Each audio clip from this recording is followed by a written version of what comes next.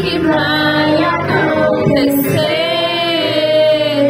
Deus mandou te falar que tudo vai dar certo.